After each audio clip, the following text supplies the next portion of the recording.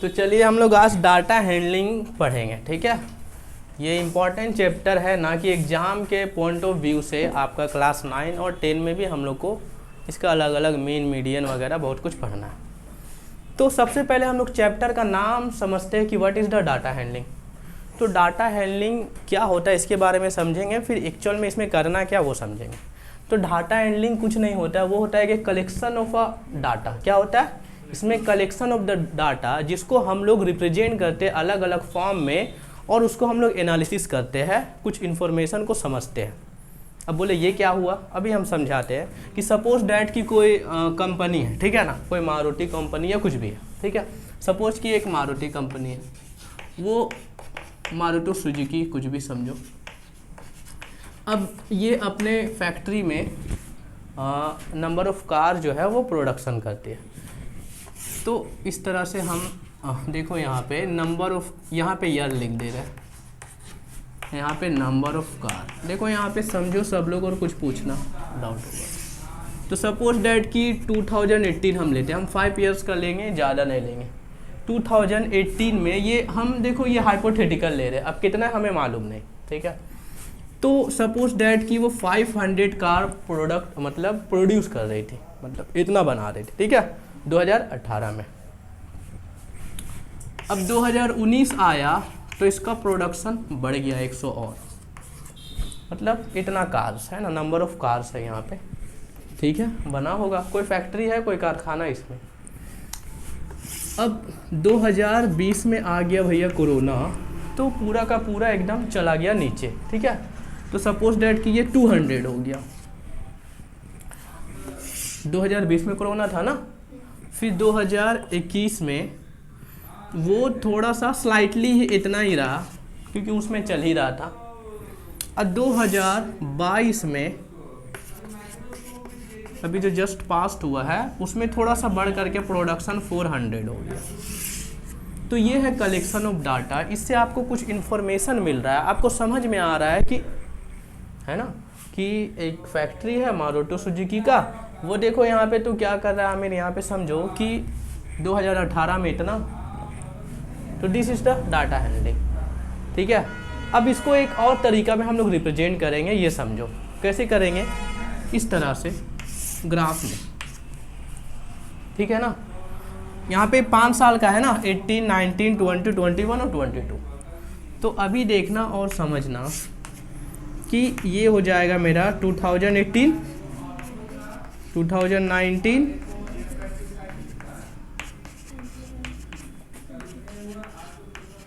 ठीक है, क्लियर है। अब यहाँ पे हम लोग लिखते हैं कितना ले, 200 ले लेते हैं, ठीक है, या 100 लेते हैं, 100, 200, 300, 400, 500 और 600, ठीक है ना। तो अब देखो हम लोग क्या करेंगे ना, इसको बार ग्राफ में कैसे दिखाना है वो देखो। 2018 में जो है 500, यानी कि यहाँ पे है 500, इस तरह से ऐसा बार ग्राफ बन गया, ठीक है। फिर 2019 में 600, यानी कि यहाँ पे 2019 है तो इस तरह से, ठीक है ना। ये जो उल्टा टेढ़ा लग रहा है थोड़ा सा, बार ग्राफ पूरा इक्वल होता है, ठीक है ना, ये रेक्टेंगुलर कॉलम होता है। फिर 2020 में जो है वो तो भाई कोरोना आ गया था, तो इतना में ही वो अटक गया। 2021 में स्लाइटली थोड़ा सा बढ़ा, मतलब यहाँ पे 200 है, ये 300 है, तो यहाँ पे बीच में होगा ना, तो ये इस तरह से। और 2022 में है जो 400, थोड़ा सा प्रोडक्शन बढ़ा है। 400 कहाँ है बाबू, यहाँ पे है ना। तो यही चीज को आप यहाँ पे देखो, ठीक है। उसको फ्लाइट मोड में कर देना, अभी रहने दो, भूल गए थे। तो ये चीज है, समझ में आई बात। अब इसको एक और तरीके से समझेंगे, यही इंफॉर्मेशन को हम लोग यहाँ पे ग्राफ में प्लॉट किए। क्लियर है, समझ में आ रहा है ना बात, ठीक है। अभी देखो इसको हम मिटा दे रहे हैं, ये बार ग्राफ था, वो हम लोग पीछे क्लास में पढ़े हैं, इसमें शायद बार ग्राफ नहीं पढ़ना है तुम लोग को, इसको हम मिटा रहे हैं, इसको एक और डिफरेंट फॉर्म में लिखने का कोशिश कर रहे हैं, समझाने का कोशिश कर रहे हैं। ठीक है, ये 19 है, ये 20 है, ये 22 है। अब यहाँ पे देखो 2018 में कितना है भाई 500, तो सपोज डैट कि यहाँ से गया यहाँ, और फिर 2019 में और ऊपर चला गया, यहाँ पे चला गया, है ना। फिर 2020 में एकदम पूरा नीचे चला आया 200 में, यानी कि यहाँ पे, माफ़ करना, ठीक है, यहाँ पे है 200 यही है ना। और फिर 2000 कहाँ था 21 में ना 250, डैट मीन्स वो स्लाइटली यहाँ पर गया, यानी कि थोड़ा सा ऊपर बढ़ा। और फिर 2022 में तुम्हारा 400 में चला गया, यानी कि इस तरह से यहाँ पे, है ना।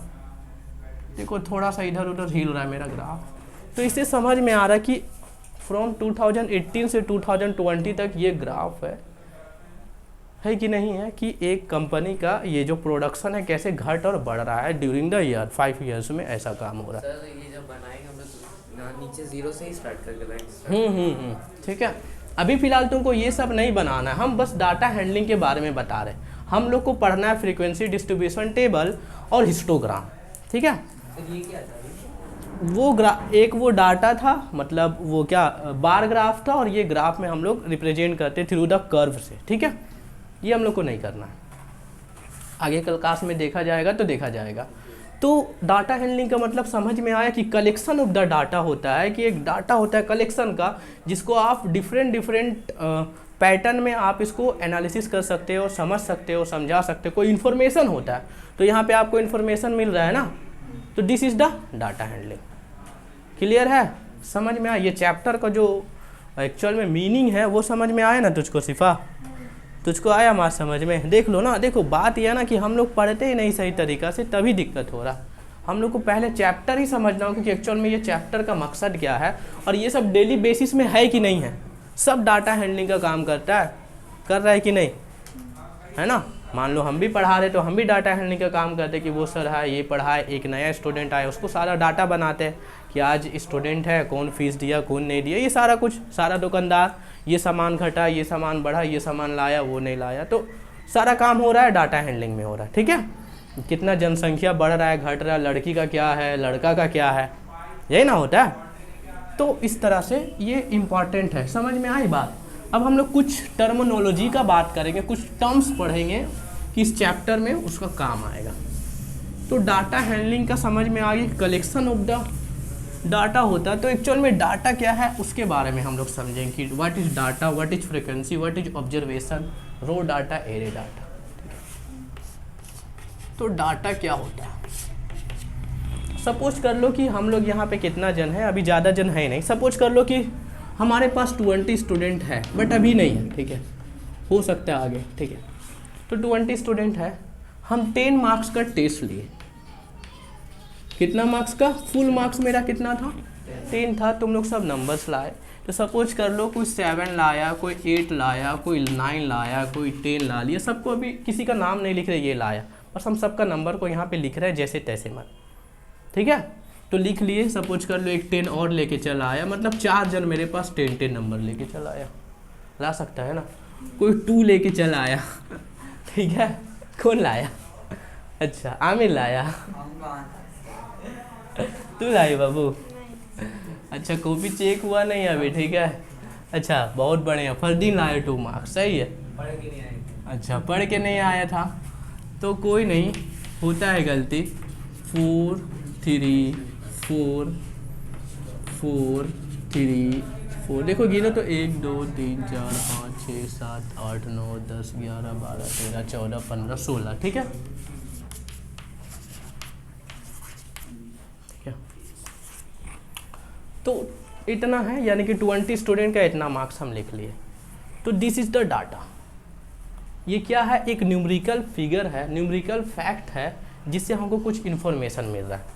तो ये चीज़ को क्या कहेंगे हम लोग, देखो यहाँ पे बाबू, ये क्या है तुम्हारा, यही डाटा है, ठीक है, कि कलेक्शन होता है एक न्यूमेरिकल फिगर का, जिससे आपको कुछ इन्फॉर्मेशन मिलता है। यहाँ पे इन्फॉर्मेशन मिला है कि 20 स्टूडेंट है, 10 मार्क्स का सारा का नंबर दिया हुआ आपका, ठीक है। हम लोग बस अभी समझने के लिए ऐसा काम कर रहे हैं, ठीक है, क्लियर है ना।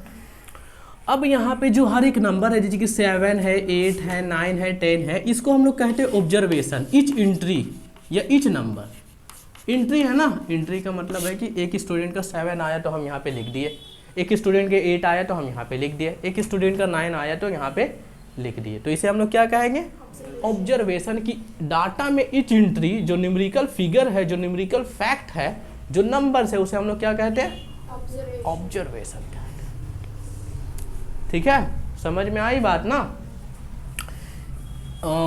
उसी में से एक, अच्छा ये जो डाटा है ना, ये इसे हम लोग कहते हैं रॉ डाटा। क्या कहते हैं, रॉ डाटा। ये इधर उधर तितर बितर है, मतलब इधर उधर चित्र आया। अब इसको हम लोग क्या कर लिए, इसको हम लोग थोड़ा सा और अरेंज कर दिए। कैसे अरेंज कर दिए, असेंडिंग में, मतलब इसको थोड़ा सा अरेंज कर दिए, रीअरेंज कर दिए। कैसे, सबसे छोटा क्या है, देखना यार, ऑब्जर्वेशन समझ में आ गया ना, कि हर एक यहाँ पे एंट्री जो तुम्हारा 10 है, ये क्या है, ऑब्जर्वेशन। ठीक है, सबसे कम यहाँ पे 2 कितना बार है, एक ही बार। फिर 3 कितना बार है, देखो अच्छा से, 1 2 3। फिर 4 कितना बार है, ठीक है, 1 2 3 4। फिर 5 6 तो कोई लाया नहीं, ऐसा हो सकता है ना कि 5 6 नहीं लाएगा। 7 है तो 7 2 बार है। फिर 8 कितना बार है,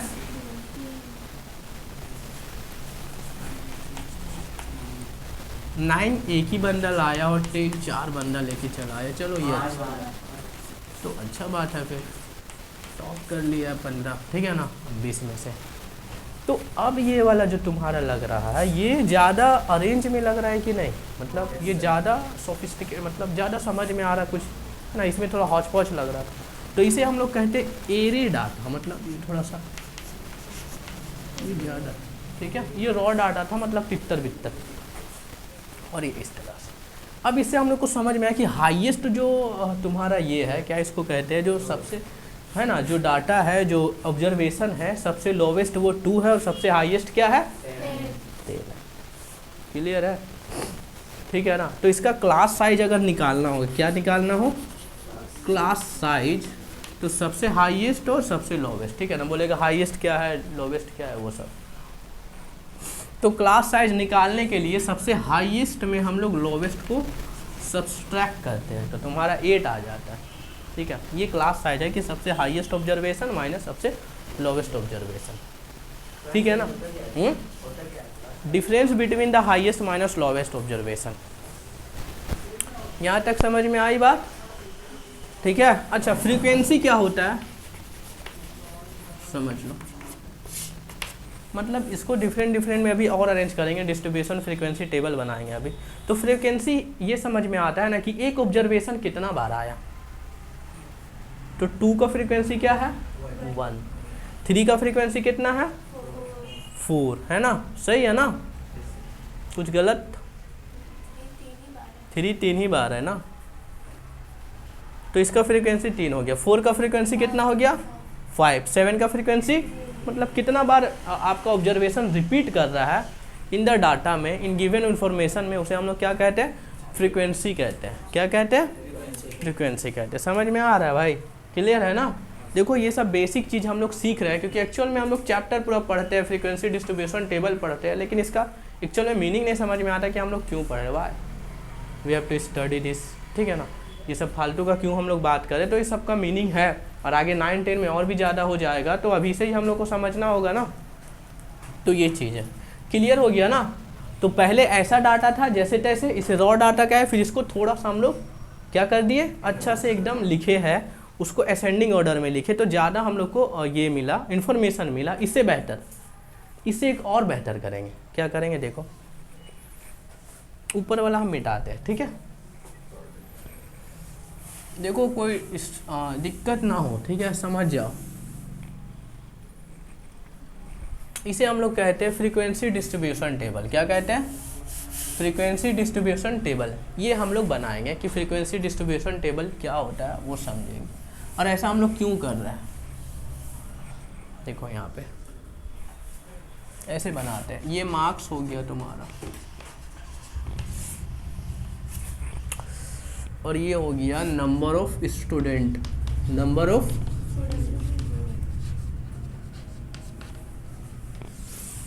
ठीक है। तो देखो ये 2 मार्क्स जो है कितना बच्चा लाया, एक बच्चा लाया। चलो ठीक है, 3 कितना बच्चा लाया, 4 कितना बच्चा लाया, ठीक है। फिर 4 के बाद क्या आता है, 7, तो 7 कितना बच्चा लाया, 2 ही लाया। 8 कितना लाया, 3। फिर